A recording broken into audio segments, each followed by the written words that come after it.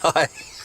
Sorry, I don't mean to laugh like straight away, but you should see what I'm balancing all this stuff on. Like, I really need to do something with my life so I can make some more money, so I can buy a tripod or something.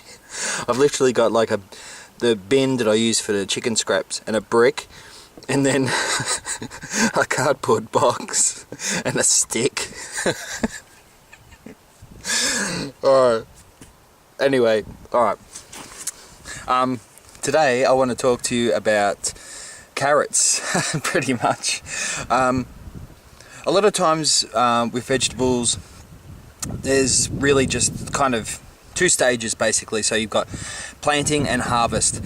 So that whole interim period in between, be it 4 weeks or 3 months, is often just kind of nothing. You're waiting for the vegetables, or fruit vegetables in this case, to give you something. But there are a few vegetables that will give you something in the interim period.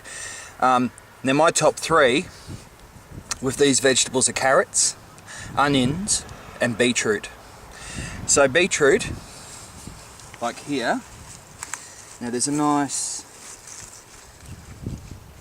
I won't pull it up because I'm not going to eat it today, but these are obviously beetroots here. Now you can eat the leaves, so now you can cook them if you want to steam them, or you can just eat them raw when they're younger and put them in salads. They're really quite nice. So these leaves are the ones that I should say, generally pick to have in salads. The bigger stuff, say like this, is okay, but it can be a bit tough. So you can steam these and eat them. What you can do, you can either just have the leaves themselves, so like a spinach kind of substitute, and you can do the same thing with these too. Either mix them together or have something like this. So this is more of a kind of kale kind of taste or texture when you're eating it, whereas these are, like I said, more of a spinach. And the smaller ones you can use in salads, so they're fine how they are. I can see the camera moving, the cardboard box is moving. Sorry about that, it's probably like being on the ocean. Don't pick too many. You don't want to deprive the plant of its little solar panels for it to grow. So just a few here and there, and try and leave the majority. Say pick a quarter max and leave 3/4. And when you harvest it, you can obviously eat them then too, okay? But when you're planting it, when it's got a little bit of growth on it to when it's going to be harvested, you can do that. Alright, now I haven't got any onions in this bed in particular, but onions, you notice how you'll get the onion will grow, and before it forms that bulb at the base and becomes what we know as an onion, it'll be like a shallot, in what you might call a shallot in some areas, or what we might call here in Australia generally as a spring onion. So just that long semi-bulbous kind of shoot. So you can, say you plant 100 onions and you don't want to have 100 big bulb onions at the end. Over the period of them growing, say a couple of months, you can harvest what you want and use that as well. It's just the same as using onion basically. Probably a little bit better for things that they're going to be cooked in, like soups and stuff like that, rather than the bigger onion that you might eat more so raw. Now, back to what I wanted to really talk about was carrots. So these are all nice, lovely carrots. So carrots will taste just as good when they're this big as when they're this big. So when they get really big, kind of like courgettes or zucchini, they can get a bit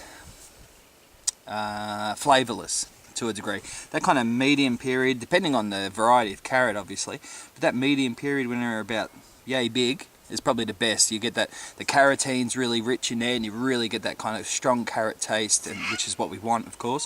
When they get a bit bigger, they're probably better off using for stocks, stews, casseroles, things like that. But when they're small, like as we all know as baby carrots, they're fantastic. So again, that kind of interim period between when they've started to grow and that kind of harvest period at the end of what we might recognise as harvest period is all available to us to be able to eat them in particular, I should say, the carrots. So let's grab one. Let's see if there's a nice one in here. So when they're, let me try and get a nice one. These aren't very old, so I might struggle to get a, here's a couple. So when they're, say, this big, Oh, look at that. That's cool. This wasn't planned or anything. Look at that. One's wrapped around the other one.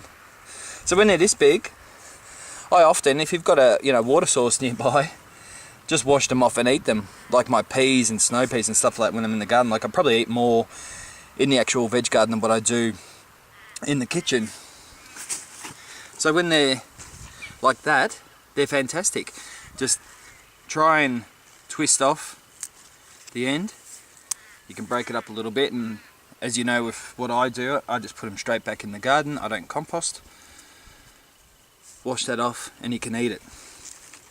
So hang on, I'll try and see if I can unravel. Look at that. That's unreal. That was purely just, I just dug that up. I didn't know that was in there or anything like that. Wrapped around each other. That's cool, isn't it? That's another thing with growing carrots too. Like these two were obviously too close together, so they've intertwined. You want to have a nice, friable, loose depth of soil so they actually have got something to push through and grow into. If it's too rocky, or again if the manure in it is too rich, too new, hasn't broken down, they tend to split, or they'll just go off in different areas, so to speak, and not form that nice carrot shape. But obviously still edible. I'm going to eat these. So that's what I wanted to talk to you about today. Vegetables don't always have to be just from planting and just in harvest. There are some vegetables like onions, beetroot and carrots, what I've talked about today, that can be eaten in that interim period. Cool. Alright, any questions, give me a buzz. You can contact me via my website, theproducegarden.com, or you can have a look at the Facebook page. If you're on Facebook and just look up The Produce Garden, you'll see my page. I try and post things. I'm a bit of a Facebook nerd, so I tend to post a lot of things on there.